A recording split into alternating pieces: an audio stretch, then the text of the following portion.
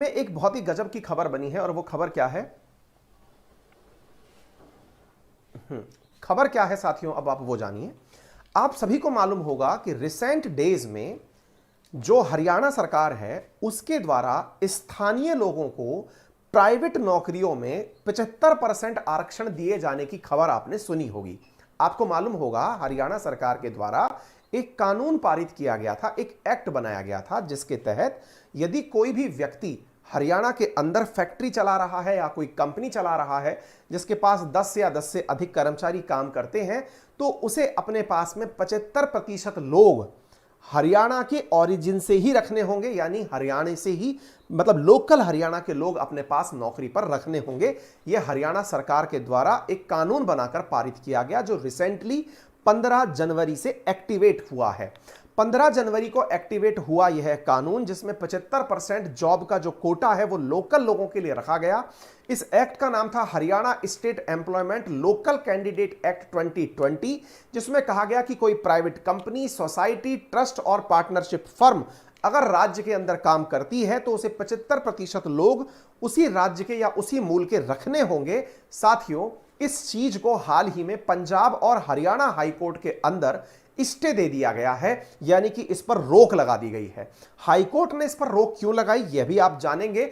इसके साथ साथ मैं आपको बता दूं, 2 जजेस की बेंच थी, अजय तिवारी और पंकज जैन नाम से 2 जजेस थे जिन्होंने फैसला देते हुए कहा, क्योंकि वो किस केस पर सुनवाई कर रहे थे, हरियाणा के अंदर फरीदाबाद नाम से जो जगह है वहां पर इंडस्ट्रीज की तरफ से एक केस दर्ज किया गया और कहा गया कि सरकार ये जो कार्य कर रही है इससे पूरी तरह से हमारी व्यवस्थाएं बिगड़ जाएंगी।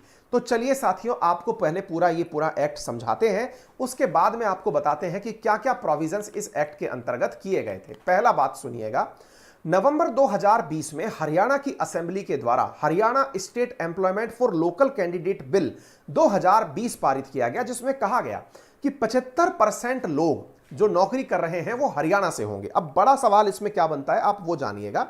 साथियों, यहां पर यह कहा गया कि जो नौकरी चल रही है, यदि उन नौकरियों में 50,000 रुपए तक की नौकरी है, ध्यान से सुनिएगा, 50,000 रुपए तक की नौकरी है का अर्थ यह हुआ कि कंपनी में एम्प्लॉय काम कर रहे हैं और उनकी तनख्वाह 50,000 रुपए तक है। मान लीजिए ऐसे लोग आपके पास काम कर रहे हैं तो उसमें 75% आपको हरियाणा के रखने होंगे। लोगों के विरोध के बाद सरकार ने इस 75% के 50,000 के क्राइटेरिया को 30,000 पर शिफ्ट कर दिया। कहा है किसी कंपनी के अंदर अगर एम्प्लॉय काम कर रहे हैं और उनकी तनख्वाह जो 30,000 तक की सैलरी पाने वाले जो एम्प्लॉय हैं, उस 30,000 तक की तनख्वाह पाने वाले एम्प्लॉयज प्राइवेट कंपनियों में जब रखे जाएंगे तो हरियाणा के लोगों को 75% नियुक्तियां दी जाएंगी। यह अपने आप में साथियों भारत के मूल अधिकारों में वर्णित 2 चीजों की खिलाफत करता है। कौन कौन सी चीजें? एक तो आर्टिकल नंबर 14 जिसमें इक्वलिटी ऑफ लॉ की बात की गई है, यानी कि सभी के लिए समान कानून की बात की गई है, यह उसके खिलाफ है। नंबर दूसरा आर्टिकल 19 का क्लॉज 1 सब क्लॉज जी के खिलाफ है, जिसमें यह कहा गया है कि भारतीय व्यक्ति कहीं भी जाकर के रोजगार प्राप्त कर सकता है। मेरे प्यारे साथियों, किसी भी राज्य में आप जाकर के व्यापार कर सकते हैं, नौकरी कर सकते हैं, ऐसी स्थिति में यह उसके खिलाफत करता है। इन दोनों आधारों पर इसके ऊपर रोक लगा दी गई है कि फिलहाल के लिए कोई भी व्यक्ति कहीं पर भी नियुक्त नहीं किया जाएगा। यह मतलब इस प्रकार का आरक्षण वैलिडेट नहीं किया जाएगा। अब एक बड़ा सवाल बनता है, बोले सर एक बात बताइए, हरियाणा सरकार ने जब यह फैसला लिया तो इस फैसले के अंदर क्या कोई और ऑप्शंस छोड़े थे क्या कि किस जिले से, यानी कंपनी के पास में कोई सोचने समझने का ऑप्शन दिया गया था क्या? बिल्कुल दिया गया है। कंपनी से कहा गया है कि आप लोग जब किसी व्यक्ति को नियुक्ति दें, 30,000 तक की जो नौकरियां हैं उस पर नियुक्ति दें तो हरियाणा का नागरिक रखें, ये तो सही है, लेकिन जिस जिले में आप हैं उस जिले के मात्र 10% लोगों को भी अगर आप नौकरी दे देंगे तो भी यह पर्याप्त रहेगा, यानी कि आप पूरे हरियाणा में से कहीं से भी किसी व्यक्ति को नियुक्ति दे सकते हैं। इसके अलावा आपसे पूछा गया कि साहब किस प्रकार की नौकरियों पर लोगों को बिठाया जाए।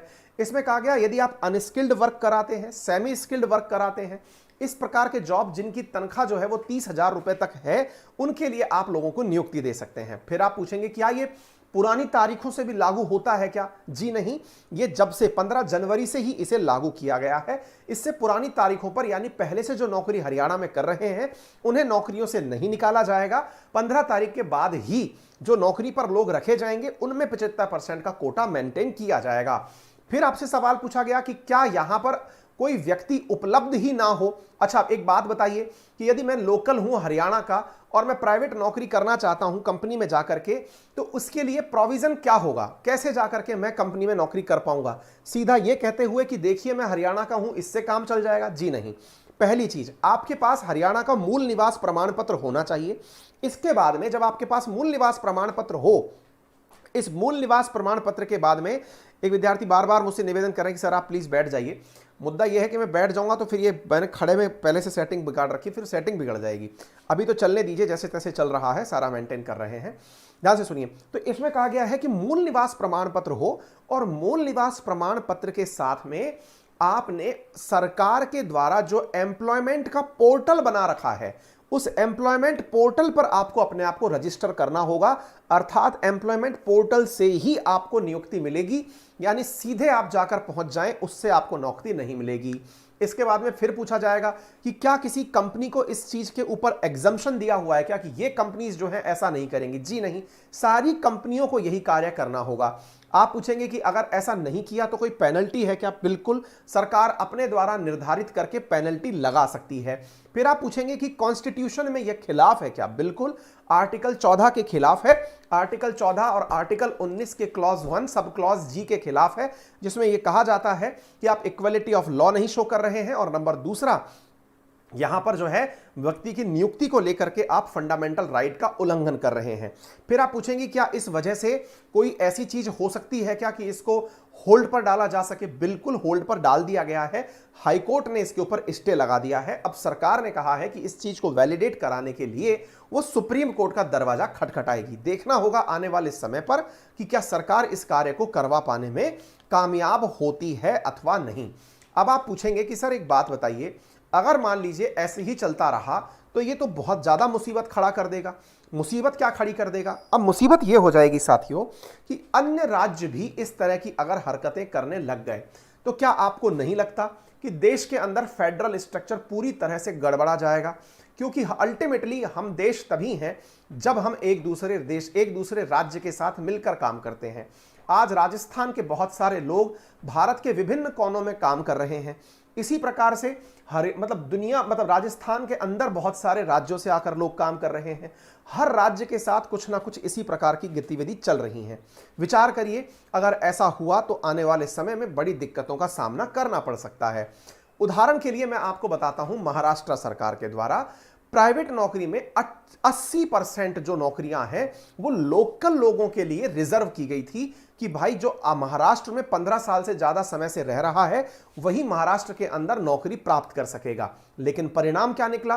परिणाम यह निकला कि इसके ऊपर स्टे लगा दिया गया और यह अभी तक इंप्लीमेंट नहीं हो पाया। तो क्या आपको ऐसा नहीं लगता कि जब हर चीज पर स्टे लगता ही है तो सरकार के द्वारा केवल पॉपुलैरिटी प्राप्त करने के लिए इस चीज को इंप्लीमेंट करवाया जाता है? यानी कि केवल और केवल ये अपने आप में पॉपुलैरिटी का स्टंट है, इसके अलावा कुछ और नहीं। क्योंकि अल्टीमेटली सरकारों के द्वारा जब भी ये कार्य करवाया जा रहा है तो लोगों को यह दिखाने के लिए कि हाँ जी देखिए हम किस प्रकार से आपके साथ काम चला रहे हैं। ठीक है, हरियाणा की अगर हम बात करें तो हरियाणा ने बकायदा इस चीज को लेकर के मैंने आपको बता ही दिया, ये होल्ड पर चला गया है। मध्य प्रदेश के अंदर भी ये काम किया गया लेकिन इंप्लीमेंट नहीं हो पाया।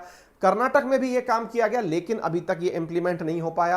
आंध्र प्रदेश में भी ये काम किया गया लेकिन इंप्लीमेंट नहीं हो पाया। इसका अर्थ ये हुआ कि ये केवल एक राजनीतिक स्टंटबाजी ज्यादा लगती है, क्योंकि राजनेताओं को भी पता है कि जनता के सामने जनता के लिए कुछ करते हुए दिखेंगे तो वो उनको पसंद किया जाएगा। लेकिन इंप्लीमेंट तो सुप्रीम कोर्ट भी इन्हें नहीं होने देती, क्योंकि सुप्रीम कोर्ट भी जानती है कि ऐसा होना अपने आप में फेडरल स्ट्रक्चर के लिए नुकसानदायक होगा। ठीक है, तो हरियाणा वाली जो न्यूज़ है वो उम्मीद है आपको समझ में आई हो। अगर आई हो तो सेशन को शेयर करना जारी रखें। रेफरल कोड है अंकित 10, जिसका यूज़ करके आप अनअकैडमी पर 10% का डिस्काउंट प्राप्त कर सकते हैं। अभी 10:15 पर आपका एक टेस्ट है, राइज के नाम से टेस्ट सीरीज़ है, जिसमें भी आप यही रेफरल कोड लगाकर पार्टिसिपेट कर सकते हैं।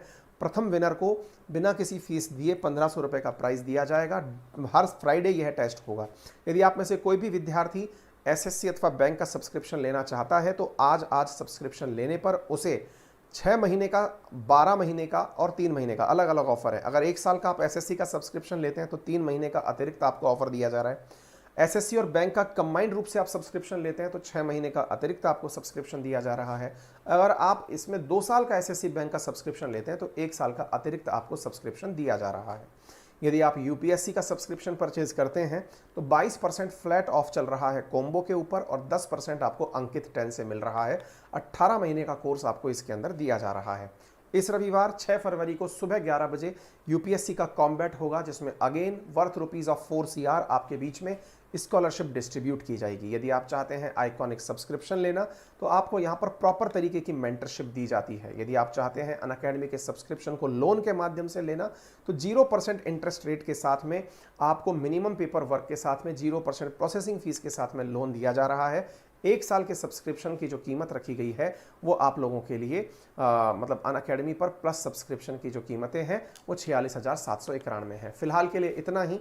अपना ख्याल रखें, बड़ों का सम्मान करें, छोटों को प्यार दें, अपना व्यक्तित्व इस प्रकार से विकसित करें कि महिलाएं आपके साथ सुरक्षित महसूस करें।